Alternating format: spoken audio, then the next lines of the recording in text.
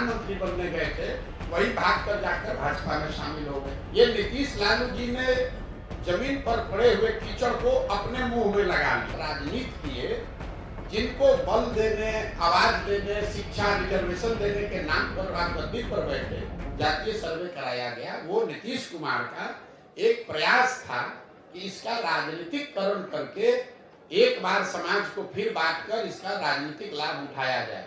मैं पहले दिन से कह रहा हूं कि इसका कोई राजनीतिक लाभ नहीं मिलेगा और इसका प्रमाण ये है कि जो नीतीश कुमार जातिगत सर्वे के आधार पर चुनाव लड़ने, प्रधानमंत्री बनने गए थे, वही भाग कर जाकर भाजपा में शामिल हो गए।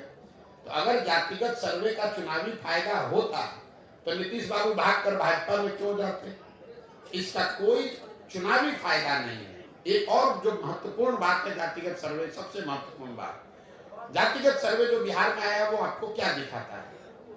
जिन जाति समूहों के वंचित होने, पिछड़ा होने की बात पिछले 40-50 साल में कही जा रही है, उन जातिगत समूहों की आर्थिक, सामाजिक, शैक्षणिक स्थिति में कोई सुधार नहीं हुआ है।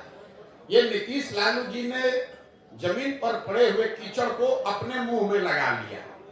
अब सवाल ये होना चाहिए कि भाई 30-32 साल से जिन जाति समूहों के नाम पर आप राजनीति किए, जिनको बल देने, आवाज देने, शिक्षा, रिजर्वेशन देने के नाम पर राजगद्दी पर बैठे, उनकी स्थिति तो बदली नहीं। तो इतने दिन से तो आप सबको बेवकूफ बना रहे थे और उनकी हकमारी की किसने? पूरे बिहार में 32 साल से राज कौन कर रहा है? लालू कर रहे हैं, नीतीश कर रहे हैं। तो किसने इसको रोका है कि मुसलमानों को, पासमंदा समाज के लोगों को आप गृह मंत्री बना दीजिए? किसने नीतीश कुमार को रोका है कि किसी महादलित को आप यहाँ पर फिनेंस मिनिस्टर बना दीजिए, सड़क का मंत्री बना दीजिए, शिक्षा मंत्री बना दीजिए? किसी अति पिछड़ा समाज को आप जल संसाधन मंत्री बना दीजिए? आज तक बनाया? इन लोगों का ये वोट लेते हैं, लेकिन जब सरकार बनती है तो उसमें जितने बड़े विभाग हैं वो तेजस्वी यादव रहेंगे, वो नीतीश कुमार रहेंगे।